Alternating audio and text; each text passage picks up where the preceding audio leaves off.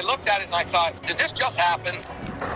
This was a storm ripping the roof off the historic Sandusky State Theatre in 2020, leaving it in ruins. Theater is under intermission, and it'll be back. It's an opportunity for us to look to the future and really meet the needs of the community. Year after year, we went back to check on the progress. We hope to be open sometime in 2023. But that didn't happen, so I followed through. Right from that beginning, it was like, we're going to rebuild the State Theater. It wasn't even a question if. All the little finishings are happening now. But as each year went by, so did promises to reopen.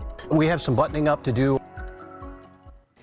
Okay, and now we are nearing the end of 2025. Work is still being done at the Sandusky State Theatre. Such a beautiful structure. Construction there has resumed after a long pause that started last year. News 5's Maya Lockett has more now on when the curtain could rise again.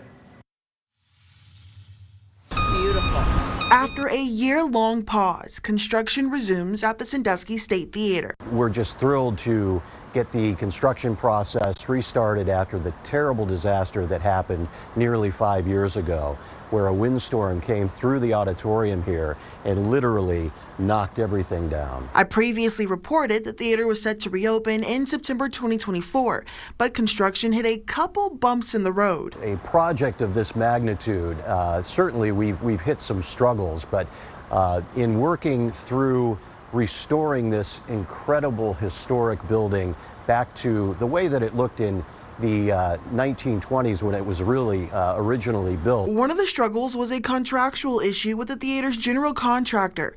In January, News 5 reported theater board members originally agreed to a maximum project price of $24.5 million. They were notified the project was about $7 million over budget.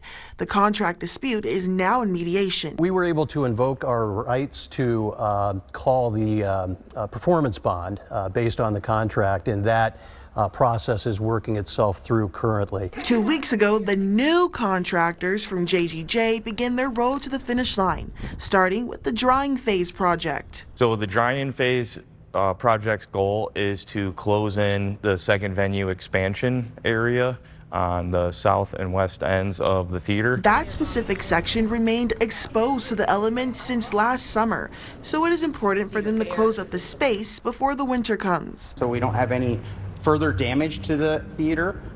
We don't want any water to come into the historic theater, and we're protecting the equipment, the elevator equipment, for the second venue. An expansion, including a second venue, elevators, and handicap-accessible additions, are just a few of the new things coming to the theater. Take a look at their new stage. Thanks to the increased rigging and the depth on the stage being extended, they'll be able to host Broadway shows and big concerts. But the big question is, when will doors open? And if things stay on schedule, we'd really like to get the doors open within the next year or so. Maya Lockett, News 5.